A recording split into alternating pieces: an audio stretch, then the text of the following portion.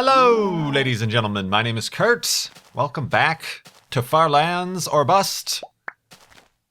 Woof. Yes, indeed, Wolfie. Yes, indeed. We are continuing on in... Oh, hi, cow. Nice to meet you. That was an interesting encounter. In Cow... words. I say them sometimes. Oh, and then I choke. Oh, but yeah, welcome back to Far Lands or Bust. This is episode 350. 350 episodes of Far Lands or Bust. You tired yet, Wolfie? Because there's plenty more to come. But yeah, 350. Craziness. Absolute craziness. Man, I'm just trying to think back when I started the series, if 350 episodes was ever on my radar of anything I was going to be doing. But here we are, regardless, continuing to move in a westward direction towards the Far Lands and raising money for Child's Play charity. Today, on Friday, May 2nd, 2014, our Child's Play charity fundraiser amount is up to $1,575.68. Over at farlandsorbust.com is where you can donate to Child's Play charity, helping get toys, books, games to kids in hospitals, children's hospitals, etc. around the world. Great cause indeed. And I appreciate the continued support. Ooh, and I appreciate Minecraft, this nice, tiny little cliffy area that we have upcoming right here. Break the boat. Indeed. So yeah, episode 350. And Wolfie, why do you continue to injure yourself? I don't know what's going on. We had a close call in the last episode. It's probably the lowest in health he's gotten after getting trapped underneath the elevated hidey hole in the water, as to back when he was making out with a cactus in that one episode. He just ran face first into a cactus and continued to take damage. That was a scary moment, but gotta keep an eye on his tail. Oh, there's some pigs over there, but let's... nah, that's a little bit dangerous. We're going to get him injured in the process of trying to get him healed. So let's look for some easier prey on the general direction. And speaking of ham and pigs, good news, everyone! Spam, turns out, is gluten-free. Hooray! No, it's not really hooray. I'm in no rush to try out Spam, but I mentioned it in the last episode as kind of a strange segue, and I'm not sure if it's gluten-free or not. It would appear that it would have some sort of filler or something, mystery filler, but it is gluten-free. The various varieties, it has been confirmed by the producer of Spam that it's gluten-free, but yeah, like I said, not in any hurry to try it. I had a not so gluten-free incident recently. I was trying to have some tacos, Taco Tuesday, and taco mix. I grabbed the wrong taco mix from the grocery store. The standard taco mix is generally gluten-free. They even put it on the label. Accidentally, because it's in the same package, you just have to read the front. I got the lower sodium taco mix, which for some reason is not gluten-free. It contains wheat gluten right in the ingredient list. Wheat gluten. And I had not realized that I grabbed the wrong packet until after I had already poured it in my ground beef in the skillet. So, an entire batch of ground beef that was due to become tacos was lost that day. Oh, a real shame indeed. Sure, I could have eaten it and tried my luck, but no. In an effort to maintain my gluten-freeness, Not a single gluten must be consumed. Did you just give up? There we go. Alright, now we've got plenty of pork chops here for Wolfie. This is a texture pack, by the way. Those who don't realize, there's a link in every video description of Far Lands or Bust to the Far Lands or Bust texture pack. And, Axis 1 has actually been updating it, and there is a version that should work for the recent versions of Minecraft. So you yourself can get the wolves with 3D glasses and the blue diamond tools and the Farlands Bus texture pack. But yeah, that was unfortunate. So instead, I had vegetarian tostadas as opposed to beef tacos. That is, I just used refried beans and cheese and put them on the flat tostadas and put them in the oven and they're like little mini Mexican pizzas. But yeah, that sucked.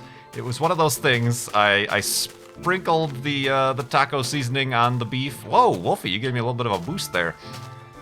And as I did that, as the particles rained down upon the beef, I looked at the label. I'm like, something's different about this label. It says low sodium. I'm like, oh, maybe I grabbed this to try to be a little bit more healthy, low sodium. And then I look at it, I'm like, wait a minute, there's no gluten-free label on it. And I look at the back, contains wheat and wheat gluten. No! I screamed into the taco gods. No, why? Why? No, Taco Tuesday was ruined. But anyway, continuing on.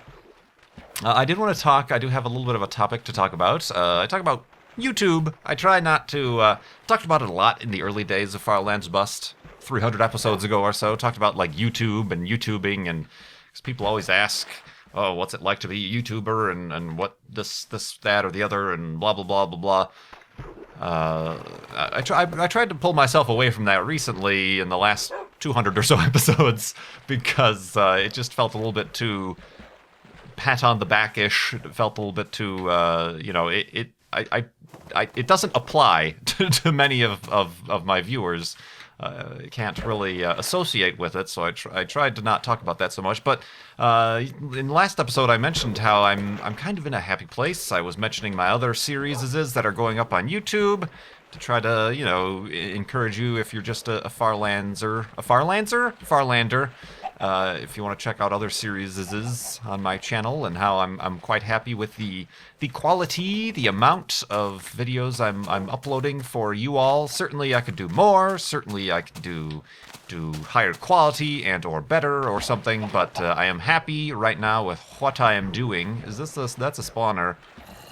Yeah, but that one would be a pain in the butt to excavate. So nuts to it. It might carry another golden apple of episode 350ness, but the magical thing about Farlands or Bust is the things that we miss we will never see again. It's kind of poetic, I suppose, but yeah, I wanted to talk a little bit about people were interested. They're like, oh yeah, you do seem like you're happier with what you're doing, or your spirits are up despite the weather I've been having in the Midwest here. It's gloomy and dark and not at all spring or May. Like, it's May. It's gonna be May. It is May. And really, I would appreciate, if it's gonna be springtime weather, I would appreciate a violent thunderstorm every now and again. But no, we just have this gloomy fall-like weather with the occasional sprinkle and cold. I had the heat running. The heat's running in May. It's crazy. I'm turning into an old man. Get off my lawn, damn kids. But anyway, I digress once again and often. That's all this series is about, is digressing. That's all I do, is digress. But yeah, I wanted to talk about part of where I'm in my happy place with my YouTube stuff is I've stopped trying to understand YouTube. I've stopped trying to look at the analytics or try to get what the viewers want or what will get the most views, of whether or not they be games or the type of content or this or that or the other, or what type of times to publish that are the peak times, although I kind of still follow that. That's just based on my own personal internal clock as when I can get videos out. But I look at, I can't guess what sort of game or video is going to be popular. My most, I do recent or kind of random games, what I'm calling like one-offs. This morning I uploaded a video in just a simple top-down racing game just because it was $3 and it was an indie-developed game and it seemed like fun. So I'm like, okay, I'll do I'll do a video in this, and haha, it's fun. I uploaded it. If only 2,000 people view it, then whatever. I had fun making the video, and it's up there for all to enjoy. And then I look at my history and my most popular videos, and something like Sinking Simulator is one of my like top 5 most popular videos.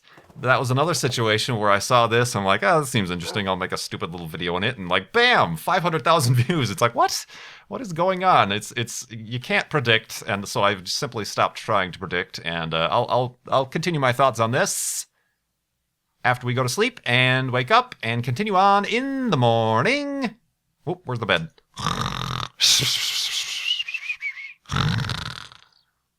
And awakeness. That was kind of a cool, because it's all flat here. It was almost like the sunset on the savannah, the Serengeti.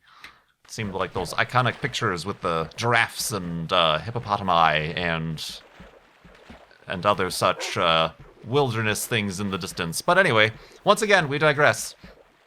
And just speaking of YouTube in general, yeah, I know I don't have 1 million subscribers, and you know, I don't, I'm not, you know, I'm kind of losing ground as far as the subscribers count goes. If you look at like the Social Blades or whatever the tracking and analytics sites are, they give you your subscriber rank, and generally I've been around 2,000 as far as my channel is concerned, most subscribed, and I'm dropping down to the 22 and 2300s as other channels get more and more subscribers or grow at a higher or faster pace, and I'm fine with that. I've made peace with that. But yeah, I mean, I look at, you know, in trying to understand, you look at, they give you, for those of you who don't upload videos on YouTube, they give you analytics, you know, pretty much like you would look at a website's analytics. So what pages are they viewing? How many views do they get? How long are they there, and what are they looking at, and where are they from, and what browser are they using, and etc. and etc. Looking at that in YouTube, you know, I see that 30% of views come from the subscriber feed. Those of you who are kind enough and awesome enough to subscribe, you get your updates when you go to your homepage, and it's the number one source of views. Yet just how much YouTube in the last couple of years has been, you know, not concentrating and focusing away from the subscriber feed to a point where it's no longer the default homepage. We had to pretty much complain and argue to get it back as an option on the homepage because it disappeared for a while, and how much it sometimes simply doesn't work and is broken.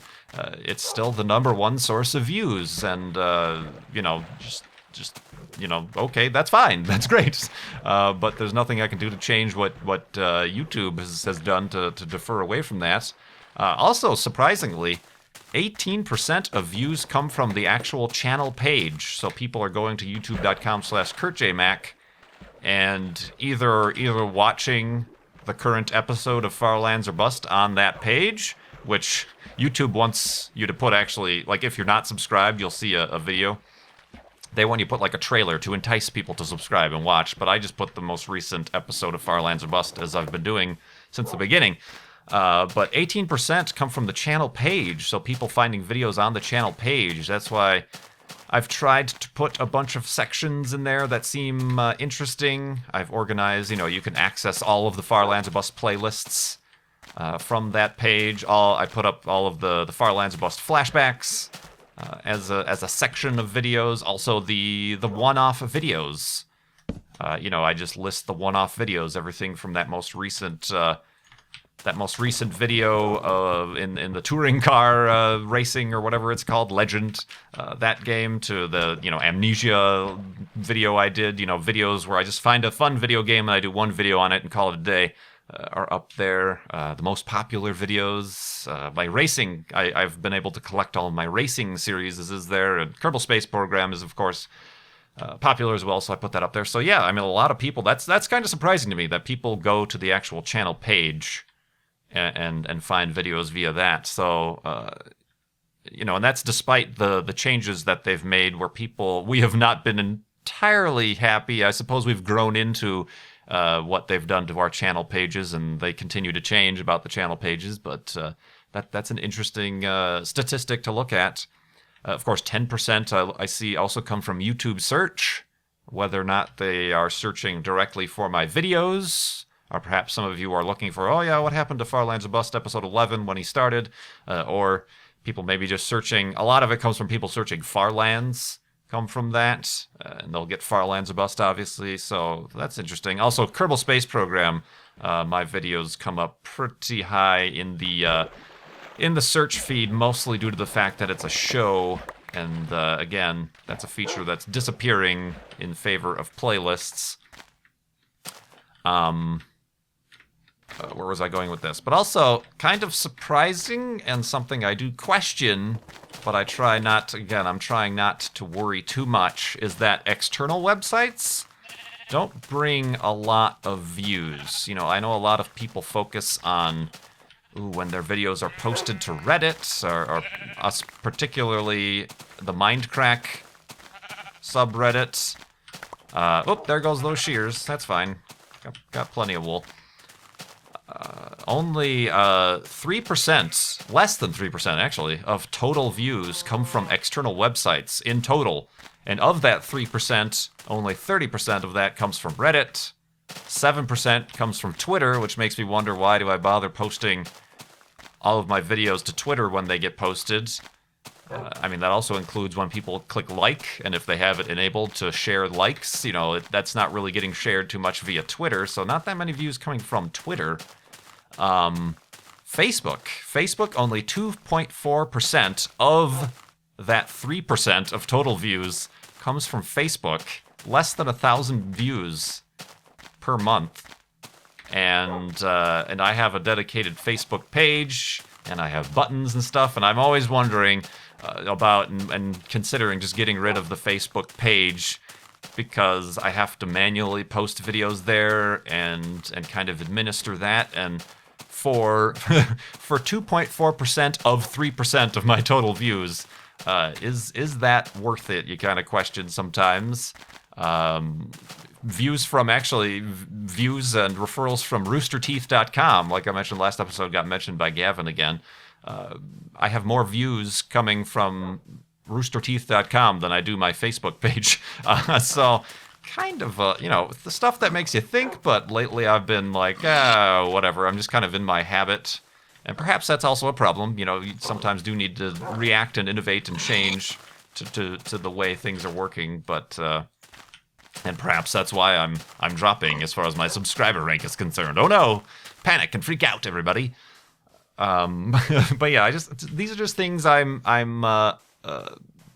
observing, and like I say, the more of this I observe, the less I understand. So it's like, all right, might as well just focus on making videos I enjoy, and just hope you guys do, and just continue about that. And it's also very confusing if you've ever looked at, like, log out of YouTube or open up a different browser or a different, like a private tab or whatever, and look at the YouTube homepage, the guide, if you will, and look in the gaming section. That's the part that just is like, I will never understand what it's going to take to be, quote-unquote, garner big views or subscribers or things. Obviously, those are all kind of swamped with the PewDiePies and those types of channels that are, hyper channels, I suppose you could call them. Super channels, supernovas. And it's like, is this what works? Titles that are in all caps and exclamation points and weird thumbnails with, like, the person's face and, like, a face over the, the gameplay footage. I always try to keep, at least for the most part, put a screen grab from the actual video in my thumbnails. That's not apparently a trend that works, according to the YouTube homepage of popular gaming videos. The only time I've ever seen myself show up there is, like, right now I'm noticing there is a special section for popular Kerbal Space Program videos. I show up in there along with Zisto and Scott Malley and Nerdcubed, and some other random YouTubers have videos showing up in that section. But it's like, I don't quite understand what it takes to show up in that. Is it the tags? Is it the topic? Is it the genre? And that's another reason why I'm not, even though I still have the shows feature on YouTube, it's getting phased out. I could still keep adding, like, Farlands or Bust and Kerbal Space Program to the show, But the problem there is that then it's put in the genre of show and not gaming. So I'm assuming that has a problem, and that's a reason maybe I should just delete those shows entirely, and then I should add all those videos to the gaming category as opposed to the shows category. I don't know. See, I don't know. The moral of this story is I don't know. Don't come to me asking questions about how to do YouTube or be a YouTuber, because I don't know. Oh man, crazy. It just this recently came up because YouTube actually kind of, in a surprising move, came out and reached out to creators, partners, I suppose you could say, like myself, and they contacted me and wanted to get in contact. They had basically they had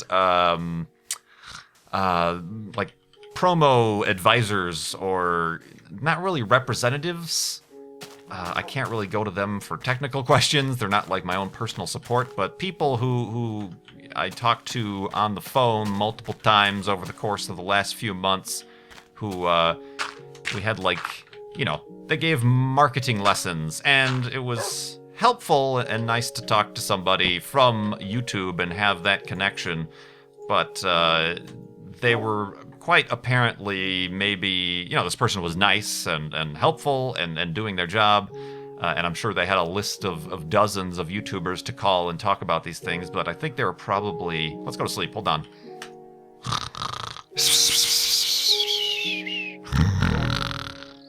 And the mysteries of YouTube-ness. Not solved on this day, that's for sure. But yeah, they would call. It was like a series of 6 or 7 calls where they'd go over a different aspect of optimizing your YouTube channel for better marketing practices and video tagging and stuff and whatever. They seemed like, this person seemed like maybe they were an entry-level position at YouTube or Google out of California. Maybe they were an intern, for all I know. They were just, tasked with calling YouTubers of certain, volume, I suppose, and giving us guides. It was basically they were reciting a script from the YouTube guide. You can download a bunch of PDFs or look a bunch of FAQs, and the YouTube will say, how to tag your videos, how to make a thumbnail, how to blah, blah, blah, blah, blah. That's basically all they were doing, and the questions I did have really weren't answered too specifically. One of the things I asked was, is it better to have, more tags on your videos? Just scattershot generic tags?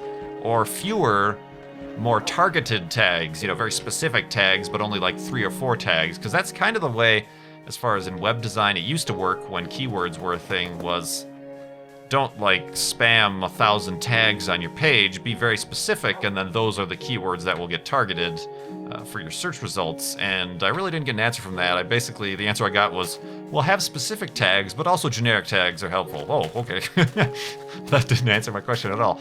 Also the thing about the shows, what's happening with shows, and they really didn't give me too much of a guide on what to do with my shows. But that kind of came up. That I recently ended that round of phone calls, I suppose. Like I said, it was basically from a script, and once the script ran out, it's okay, good luck with your YouTube channel. If you have any questions, reach out to support. So yeah. Anyway, I hope maybe that was a little bit of insight. Definitely no insight, but maybe a little bit of insight into my confusion and my recent just throwing my arms up in the air and saying, whoop-de-doo, let's walk to the far lands and do other gaming videos on my channel and blah-de-blah-de-blah, YouTube. I mean, I suppose it's my job. It is my way of feeding myself and purchasing the incorrect packets of taco mix. Without that, I would not be able to have any sort of taco mix. So I suppose being a little bit... ooh, that was a weird lisp. I suppose taking it seriously and looking at these things as sort of a business investment is a way to go about it, but it's better to have fun and kind of go back to the roots of doing this as going back to when I was doing this as a hobby and just playing video games. Oh, recently, yeah, I wanted to mention kind of a shout-out, sort of, but you might remember, if you've been around since the early days, you might remember Irish Lantern, another somebody who started YouTube about the same time, but had his own stuff, has his own job and stuff like that. Never became a full-time YouTuber. Kind of disappeared for a while. But Irish Lantern was a channel I followed. He's actually back, but on a channel called James Plus Games. Same guy, different channel, but he's been, it is that his channel kind of reminds me of the quote-unquote earlier nostalgic days of my own or other people's YouTube channels, where he's just playing video games for fun, very casual. He's trying out a bunch of different like older games. He recently played, well, not recently, a while ago played like old PlayStation game. What was it called? Siphon Filter? Yeah, he played Siphon Filter, and I watched that video, and that was like Nostalgia City. It's just seems fun, and that's what kind of reminded me of that, and maybe what kind of directed me on a path to kind of try to get back to the roots, the source of that. But I don't know. I'm now just talking in circles. Speaking of which, segue. I do have some questions. Also, what brought this up? I do have some questions from donors to Child's Play Charity. You can include a question in the comment section, and I'll try to get it to it in an episode of Varlands or Bust, maybe. From Germany, Sebastian asks, how did your family and friends react to your choice to do YouTube full-time?